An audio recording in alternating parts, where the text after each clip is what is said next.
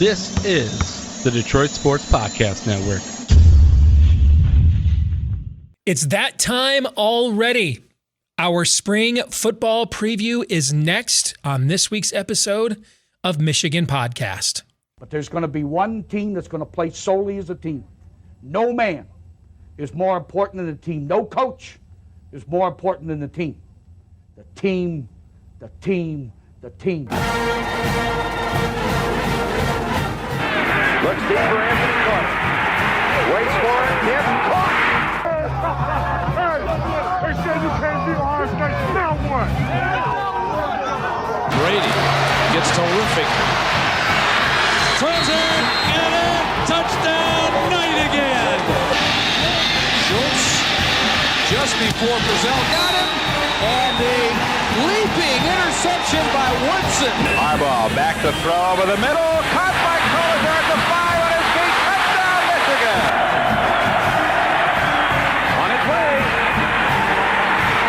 It's good.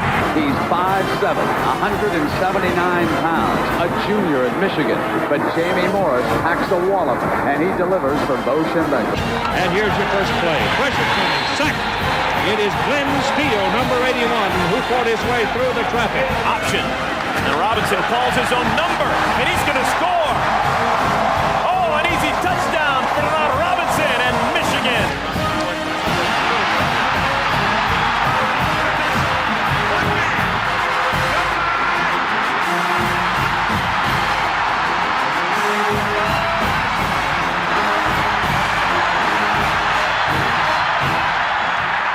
We're going to win the championship again because we're going to play as a team. And when we play as a team and the old season is over, you and I know it's going to be Michigan again. Michigan.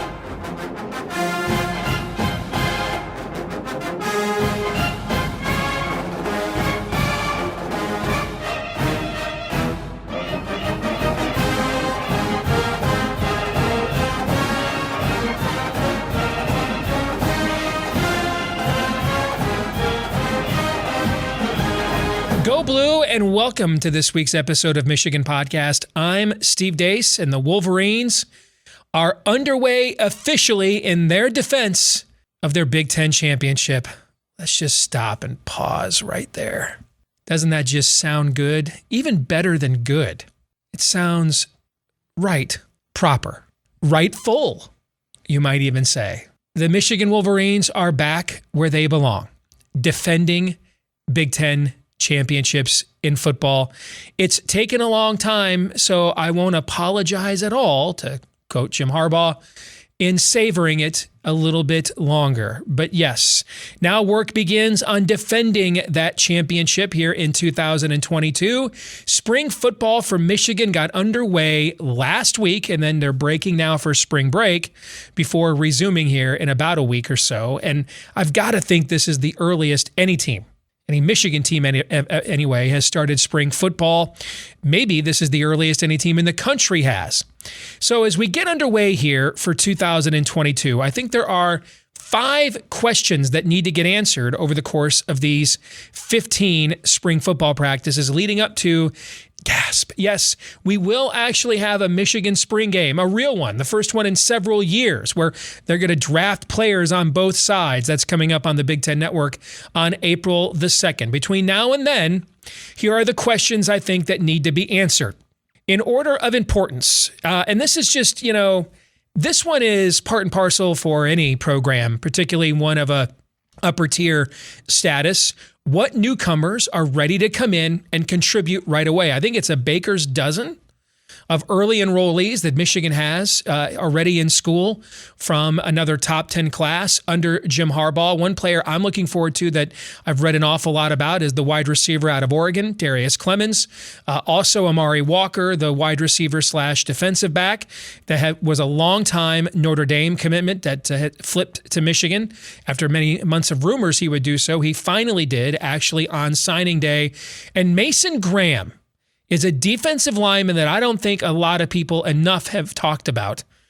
And if you look at his recruiting profile, late bloomer, really came on his senior year, was the Los Angeles County Player of the Year, and he's coming in and playing in the interior defensive line where Michigan could use some help after the premature loss of Chris Hinton, who apparently could not wait to be a third-day NFL draft pick, if that. But Graham looks like, from a physical standpoint, he's already a college football player. So those are a few of the newcomers that are in those early enrollees that I'm looking forward to seeing how they develop here in the spring. Number 4, did Harbaugh hit the jackpot again with new coaching hires? I mean, the good news with Jim Harbaugh is he knows how to hire good assistant coaches. He's got a good eye for coaching talent. The bad news is he's had plenty of practice. All right. I mean, guys just don't stay here very long. Maybe it's just they, don't mesh for a long time with Jimmy. Maybe it's that they look for greener pastures and to move on. I mean, Harbaugh has actually developed a pretty impressive, coaching tree from his lineage already as a head coach in college football. But whatever the case is, and it differs individually, it really is amazing how often he has proven to be right about the new guys that he brings in. Now, last year was incredible. 7 new coaches last season, even though there weren't that many spots. But remember, Mo Linguist left early from co-defensive coordinator with Mike McDonald to go be the head coach at Buffalo. So we ended up with 7 different coaching changes from the disastrous 2020 season, and every single one of those punches landed. Phenomenal job assembling that staff by Jim Harbaugh, which probably had as much to do with him winning National Coach of the Year as anything else. Now, though, you got to do a lot of this all over again. You're replacing both coordinators. You're moving guys like Matt Weiss and Ronald Bellamy to new positions on the staff. You're promoting a couple of guys to new positions, and Sharon Moore and Steve Klinkscale. You're bringing in a few new guys, another new defensive coordinator. Again, this will be Michigan's 3rd different defensive coordinator in the last 3 seasons. This time it's Jesse Minter, who, though, also comes from the John Harbaugh coaching tree and runs a similar defense and almost got hired at Michigan a year ago. But still, Harbaugh needs to hit the jackpot with new coaching hires once again. Number 3, where does the pass rush come from? And this is going to have a lot to do with the success of the new defensive coordinator. Mike McDonald is who should have won the Broyles Award last year. If any Michigan coach was going to win it on the staff, he should have won it, not Josh Gaddis. That being said, though, and I'm sure Mike McDonald will be the first person to tell you, it does make your job as a defensive coordinator easier if you know that in pretty much any passing situation, you can just rush your front 4 and get some form of pressure on the quarterback. Now, you're the one dictating matchups. You're the one dictating situations. You're not on defense defensively. You're playing offense now. You get to be aggressive or not. You get to play aggressive or not. You get to throw multiple fronts or not. You are really dealing with a loaded hand when you've got Aiden Hutchinson and then David Ojabo, each coming off the edge in every single passing situation. And a lot has been made about how much of Michigan's sack percentage last year was those 2 guys. And I get it. Some of that's overrated, though, and here's why. Those 2 guys were so good that Michigan didn't have to blitz a lot. They could just rush their front 4 quite a bit. Now, this year, they won't have that.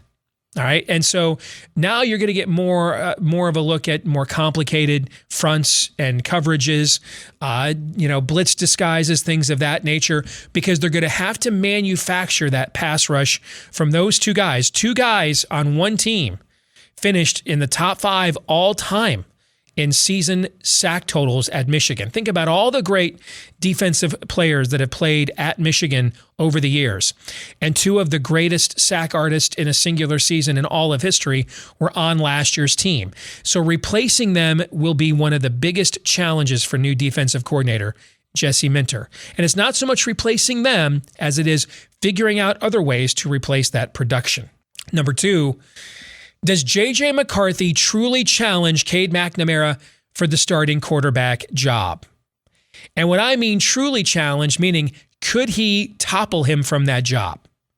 Now, I think the answer to this question is yes. However, I've seen exactly as many Michigan football practices as all of you. Answer 0.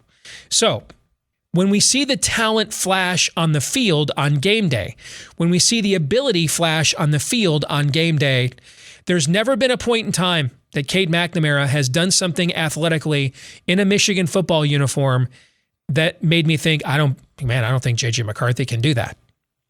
On the other hand, there have been plenty of times I've seen J.J. McCarthy flash something that I thought to myself, I don't think Cade McNamara can do that. But the question is, can J.J. McCarthy protect the football and be consistent down to down?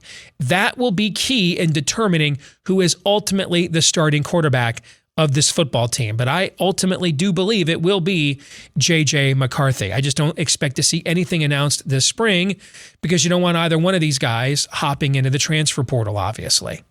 And then the number one question that has to be answered this spring is who fills the leadership void. I know we have a substantial chunk of our audience are scarlet and gray gawkers.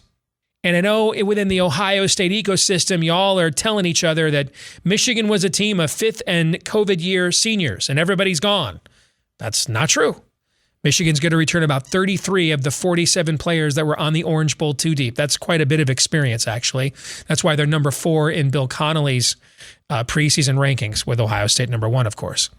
But the players they did lose, Aiden Hutchinson, Brad Hawkins, these guys, Andrew Stuber, these guys were captains or huge in the leadership of this program. This past season was the first time that Harbaugh permitted a player-led program. And the results speak for themselves. The players took ownership of the program. The players took ownership of themselves and each other. And you saw a culture that we've seen. If you're, a Michigan fan from way back like me, you've seen this culture before. In fact, you saw it most of your lifetime until the last decade. But we haven't seen it at all in Michigan in the last decade. Even with good teams, we didn't have a culture like this one. Keeping that going. Now, the hardest thing to do is establish it the first time. The next hardest thing to do, though, is when those guys leave, is for the next few classes to step up and show that they can pick up the baton from there. And a lot of that, of course, was tested with your head coach spending a month interviewing and seeking out another job in the NFL. So that leadership void, that's going to be far more difficult to replace than the production of players. This is Michigan, for God's sakes, as Brady Hoke once said. It's, you've got guys like Braden McGregor that Alabama wanted that haven't played a meaningful down yet at rush end, at the edge spot. They're not void of players. The question is, can they retain that culture? And a lot of that gets established this time of year because once we get to August, it's about preparation for the season. So those are what I think are the biggest questions that Michigan has to answer here during the spring. We'll find out what they think over there on the other side of the scarlet and gray septic tank with our good friend Mark Rogers here in a moment. March is officially here. The madness is underway, which means this is one of the ideal times to become one of our supporters on our Patreon page at patreon.com/Michigan Podcast. You get my daily college basketball handicapping picks, which have done very well this season. And we're going to pick every NCAA tournament game against the spread. We've done that the last 2 years and had a phenomenal record both of those seasons. So this is the perfect time right now to sign up to support us. Michigan Podcast, patreon.com/Michigan Podcast. That's patreon.com/Michigan Podcast. And thanks to all of you who support us year round at patreon.com/Michigan Podcast.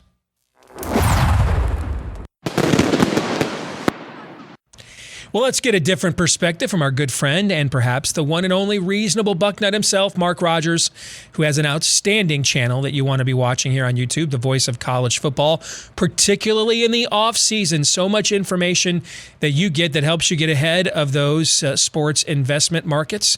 Good to talk to you again, Mark. How you been, brother? Steve, I am doing just fine. And even though that Ohio State-Michigan game should be deep in the past, man, it seems like every day on social media, I'm reminded by how many days your Michigan contingent reminding me how many days it's been since Ohio State defeated Michigan. That's now the running total, of course.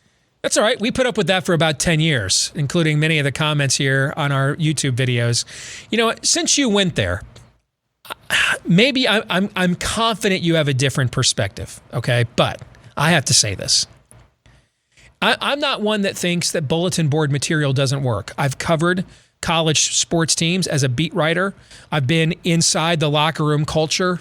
It absolutely works. It's just most fans don't understand how it works because they're just not as driven as a player. A lot of fans sit there and think, well, if you need that to motivate you, it must not be very good. You have to understand everybody's very motivated. Everybody is. Everybody's motivated. Everybody's going to the nth degree on everything constantly. And so whatever you can do to give you that 111, 112, 113% focus and edge, because everybody else is going 110 all the time, that's where it makes a difference, okay? But in the annals of smack talk to be posted in an opponent's locker room, a guy who wasn't even Michigan's starting quarterback doing an interview with the publication I founded and used to publish, Wolverine Digest, and my former partner over there, Brandon Brown, did an outstanding interview with 3 of Michigan's prized freshmen, J.J. McCarthy, Andrell Anthony, Donovan Edwards. You should go over there and watch it. It's fantastic stuff. And the question of the Ohio State rivalry, of course, comes up. J.J. McCarthy says, hey, man, we weren't here the last 10 years when Michigan couldn't win. All we know is winning last year. And so, we'd like to keep that going, and we don't plan on that changing. And for that in 48 hours to end up as something that Ryan Day posted in the locker room, what'd you think J.J. McCarthy was going to say? We were just damn lucky to win this one, and I'm glad we got one over my 4 years here, and I'll be just really happy. What'd you expect him to say? You want some real smack? You and I will remember this, Mark. Remember Walter Smith, the guy who said, yeah, we're close to getting John Cooper fired. We hope we get him fired, but just keep beating Ohio State. Now, that's some smack. That pissed off his own head coach at the time, by the way. Okay? So that is some smack. Or Michigan's it doesn't matter anymore. They're irrelevant. Terry Glenn. That is some smack. We only know winning last year. We just plan on keeping that going. That's your edge. That's soft, man. That is freaking soft, Mark. I'm sorry, that's soft. But what are your thoughts? It's soft out of the head coach. It's soft out of the head coach. If he's taking that as bulletin board material, then that bulletin board is going to be awfully full by late November. If the players want to run with that, they're 18, 19, 20 years old. They can do whatever they want, and it's silliness to a 50-some-year-old. But yeah, for the head coach, for Ryan Day, for all the respect that I've got for Ryan Day, be bigger than that. You don't need that for motivation. It wasn't really a huge dig. That's all J.J. McCarthy knows. Now, he's speaking, it seems, when he says we for the rest of the team, and that's not necessarily accurate. There are plenty of losses on those players' track records. But for him and him alone, yes, they beat Ohio State with him, I think, carrying the ball twice. So he didn't have a whole lot to do with it, but he's on the team, and they beat Ohio State. I think 42-27 should be all over the place in the football facility in Columbus, and that's enough. 42-27. I have to ask you about this, too. Gene Smith saying, if we expand the playoff and have home college football playoff games, we'd rather play him in Indianapolis. Somewhere, dude, first of all, that tells me Gene Smith is close to retirement. Because he'll need armed guard. Unless y'all really have gone soft as a fan base. He would need armed freaking guard to get around Columbus if Ohio State was going to play like Alabama in a home playoff game in your stadium in December, and they moved it indoors to a stadium out of state instead. That somewhere Woody Hayes is allowed out of eternity just to come back and slap you around a little bit. I could not believe he said that. Even if he was thinking, I couldn't believe he said that. What was the reaction to that amongst Ohio State fans? Or have you all did one loss to Michigan, you all truly did lose your balls? Just in one loss in 10 years, and you guys just totally lost your balls. Yeah, we're going to play indoors now. Don't play at the Horseshoe. I couldn't believe that he said that, Mark. Steve, it's a lot warmer in Columbus than it is Ann Arbor. No, this is not a football mentality. This is not I don't want to use war terms at this time, but it's not a competitor's mentality.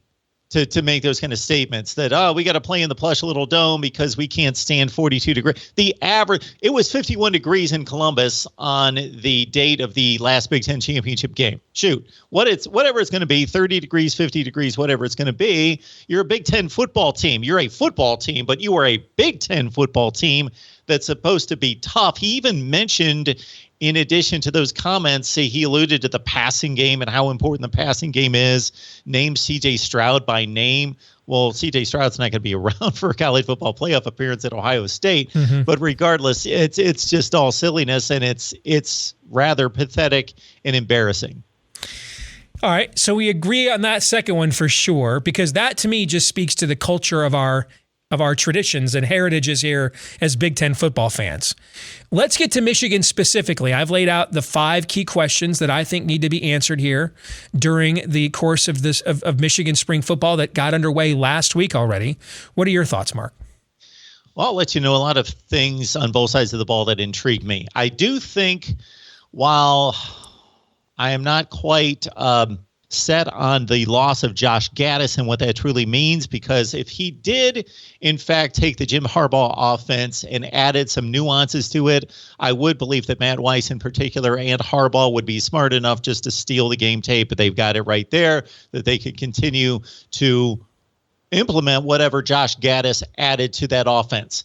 I think Mike McDonald, and this is no knock on Jess Minter, I'm sure he'll do a fine job, that Mike McDonald's a loss. I go back to something that Jim Harbaugh said during Big Ten Media Days and during one of the first news conferences during summer camp last year in explaining why Mike McDonald is so valuable. And he talked about how he had the knack of evaluating players and understanding where they fit best, what the combinations worked best.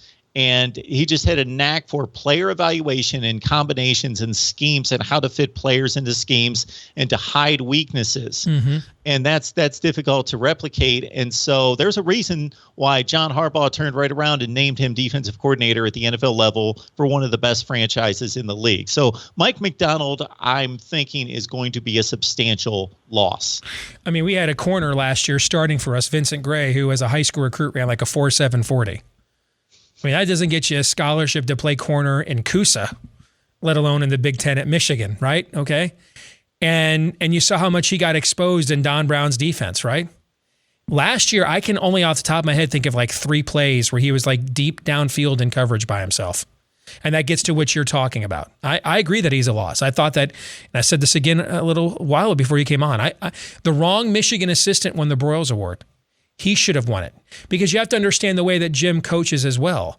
This is very similar to Norm Chow and Pete Carroll, where Norm Chow was basically the co-head coach of the USC football program. He just ran the offensive side of the ball. I mean, a tremendous amount of authority is delegated to a defensive coordinator at Michigan because Jim is strictly an offensive guy. Doesn't mean he doesn't have any say at all, but he knows what his limits are. And so whether you're Don Brown, or your Mike McDonald and now Jesse Minter, you get to, and this is why, the first defensive coordinator got a job as a head coach right away. You basically are a co-head coach of this football team.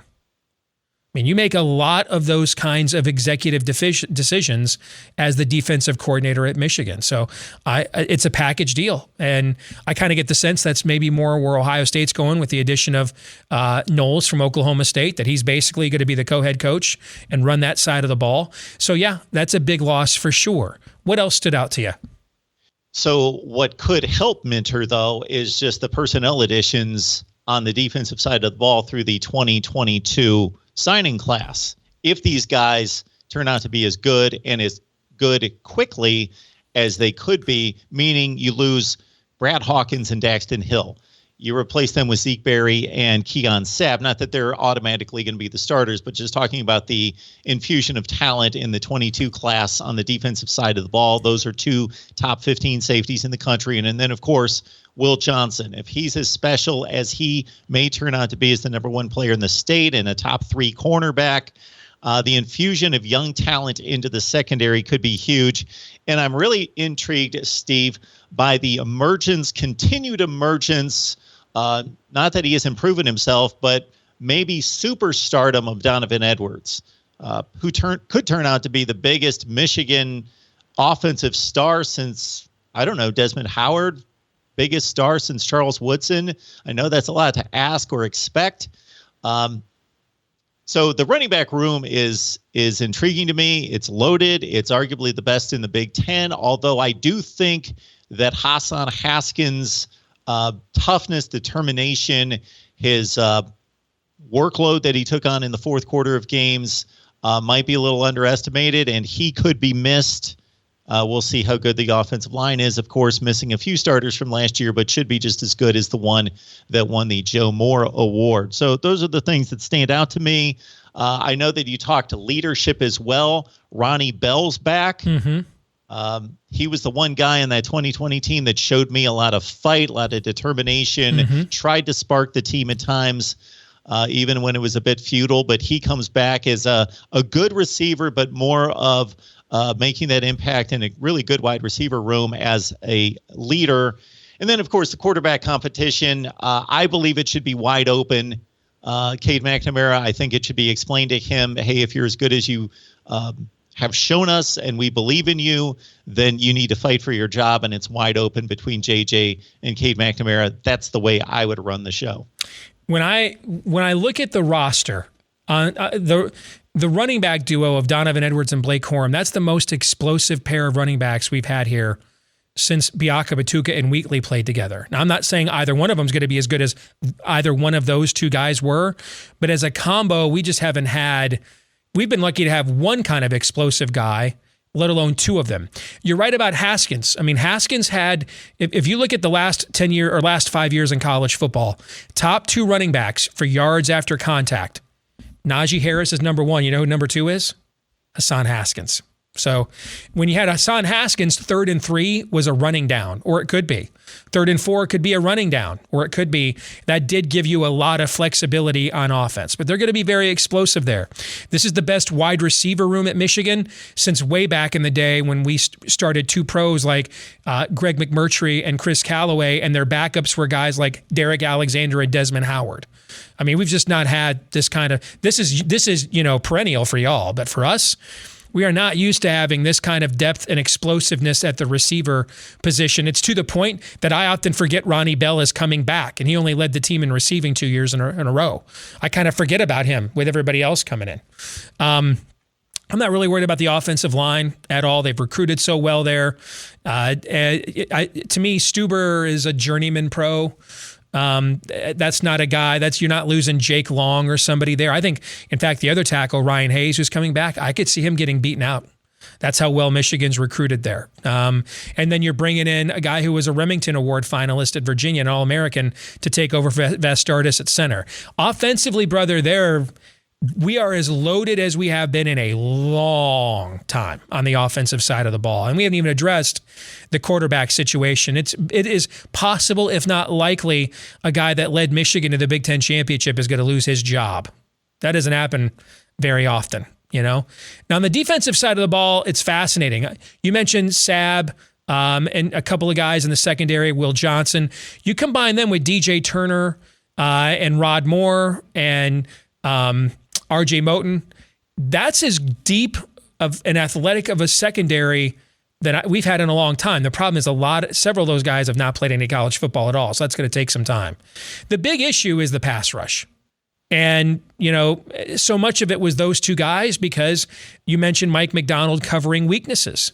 He covered a lot of weaknesses we got to play a lot of 7 guys back if we wanted to, because we knew on just about any passing down against just about anybody until we got to the Orange Bowl that we were going to be able to get, pressure with just Hutchinson and Ojabo off the edge.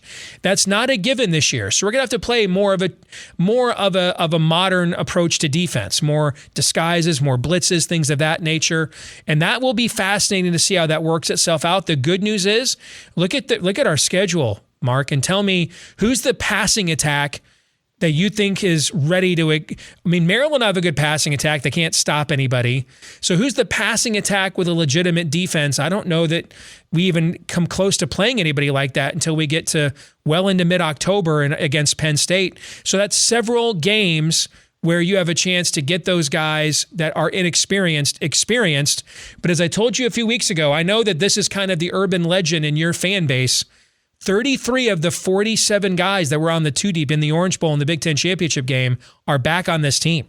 So this idea that this was just a team of fifth-year seniors and COVID super seniors that hit the snake eyes jackpot once that is all over Ohio State internet fandom, that's just not accurate. And you saw that with Bill Connolly's returning production metrics and rankings where Michigan was 4th. Now, Ohio State was 1, but everybody thinks that they're going to have everybody come back. I know there is this internet legend out there that everybody that did anything for Michigan last year is gone. That's actually not even close to the case. I'm just marveling at you bowing your chest more and more by the week. You just seem like a different man since 42-27, and I get it. You feel much different about this program, aside from Harbaugh's lunacy and running around seeking every NFL job on the map. Besides that, and your tirade concerning that, and understandably so for a few weeks, you are high on this program. That's another reason why I was fine going Bill Frieder and firing his ass for it, because I knew what kind of roster they had. This is actually an ideal time to probably bring another coach in and let him get off with a rocket fuel start with the roster. The two best classes he's had in a row were the 2020 and 2021 classes. And then they just had another really good class in 2022. So this roster is in pretty good shape. No, we don't even talk about special teams. I mean, there's few teams in the country that have a better kicker and punter combo. We got the Groza Award guy coming back. I mean, this team's pretty set. And the one area where I have the biggest concern, the pass rush, there's not a lot of teams on that schedule that have explosive passing attacks that if you're still a second or two slow getting home, that are going to expose that. Now, the game we most need to win is with a team that's built to blow those kinds of defenses up. So we got 11 weeks to figure that thing out, okay? But that's 9 months from now. You sure as hell am going to enjoy the last few months. And you're right, man. I'm a different man. Same, dude, you were a different man the morning after the wedding night, too. You're like, all right, man, that was pretty good. Yeah, I'm a totally different man, Mark. You betcha. Sure I am. Well, prepare for the passing attack and also hope that it is mighty cold in Columbus on that day, because obviously the Buckeyes can't handle that. You know, Steve, before you let me go, Woody Hayes buried in those short sleeves is losing his damn mind right now at this. Yes. You realize that. Where is our Bud Grant mentality? No doubt, yes. In that program anymore. Yes. Steve, before you let me go, I got a quick question for you. So I'm in the process of formulating all-time program rankings, and I just don't want to go with a cut and dry. I take the deep dive. You know how I approach it. Even national championships, I'm not taking them as claimed national championships. I'm dissecting each one, and I'm discarding some, and I'm adding some to certain teams. What do you think is undervalued, overvalued in terms of all-time program rankings, and what would you take into consideration? I think overvalued, to some respects, is national championships, because it's always been when I say that, it doesn't mean I don't think it has a high level of esteem. I do. And it should absolutely be one of the elite criteria that you would use. But as a historian, this has always been an extremely subjective process in the history of this sport. Okay? And, like one of the national championships we won was, what happened is, they never used to take an AP poll vote after bowl games. They just gave it. The national championship was awarded to the team at the end of the regular season, so it was awarded to Notre Dame. Notre Dame didn't play in bowl games in that era. We went out to the Rose Bowl and beat USC 49-0 with the Mad Magicians, Bump Elliott and those guys, and they turned around and AP changed their mind and say, you know what, new rule. We're voting for the national champion after the bowl games, and they gave it to us. Okay? The whole thing is just highly subjective. Scott Frost basically lobbied Nebraska's way to a half championship in 97 when Tom Osborne retired. It's still subjective now with the playoff. We don't have a playoff. We have an invitational. There's no objective. There's nothing you can objectively accomplish. Nothing that would guarantee you a spot in the field. So we don't have a playoff now. Right? So given how hugely subjective it is, I think you should factor that into how much you add that to your calculus. And I think long-term consistency, Michigan had its down period recently. Notre Dame's had one. Oklahoma went 3-8 the year before Bob Stoops arrived. There is one program that since World War II has had no down period, and it's yours. It's yours. In fact, I think I did the math a couple years ago that since Woody won his first national title, I think it was in 51 or 52, Ohio State's averaged like 9.5 wins a season. See, to me, I think that should be esteemed even higher, because that to me is I would look for objective markers, I guess is what I'm saying. Like, I think conference championships should be elevated higher. That's an objective marker. I earned that. No one can really say they've earned a national championship. I have told people consistently the two factors that I'm going to throw in there right at the top, because they're completely objective: winning percentage and conference championships. Yes. Yeah. I wholeheartedly agree with you. And then I might put national championships like third. Like, I wouldn't make it like seventh or something on my criteria, okay? Because ultimately that is what we're all playing for here, right? Are those things, right? It's just we have this strange thing that the most valuable prize in our sport is entirely subjective in how you win or claim one of them. So I wouldn't make it number one, but I wouldn't make it, out of the top 5 either. I'd probably start with the same 2 as you, but then I'd probably put those third maybe. Good stuff. Appreciate it, man. Look forward to your analysis on that as well. Good to see you again, Mark. We'll talk to you soon, okay? See you, Steve. Thanks. Bet. This week's Twitter poll results, we asked you, other than the quarterback battle, what do you think is Michigan's biggest question to be answered during spring football? And a solid majority of you, 53.6%, said, hey, it's that pass rush that we talked about. 20.1% of you agree with me, though, that leadership is the number one question to be answered. 17.8% said the new defensive coordinator. Only 8.4% said the new offensive coordinator. That brings us to our feedback of the week from Jim B. What do you think about Denard Robinson? Shoelace returning to the Michigan football program. For those of you that missed the announcement, last week Denard Robinson is back. He has taken a coaching position at Michigan. It's an off-field coaching position. I think it's something along the lines of assistant director of player personnel and recruiting coordinator. I think it's a tremendous boost. I mean, when you look at, I think if anything, Denard Robinson is underrated as a player. He was essentially, for 4 years, a one-man team. And we averaged about 7, 8 wins a year. That's it when he was here. And only one of those teams was really good. That was 2011. That was the Sugar Bowl team.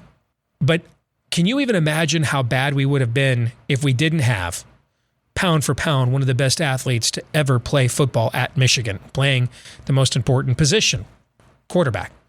Truly great player and an infectious personality as well. A star player that today's recruits will know, and has a personality that is perfect for the recruiting game. I think it's a tremendous addition for the Michigan football program. And so I think it can only pay dividends. It's just a matter of how big those dividends will be. Well, that's going to do it for this week's episode of Michigan Podcast. Don't forget to like, rate, subscribe, share, follow, whichever applies on however you access us each and every episode, whether it's right here on YouTube or listening to a podcast on iTunes or Stitcher or elsewhere. Please help us to find more Michigan fans just like you, and follow us on Twitter in between episodes as well, at Michigan Podcast. At Michigan Podcast on Twitter is how you can follow us there. Until the next time, I'm Steve Deace. Go Blue.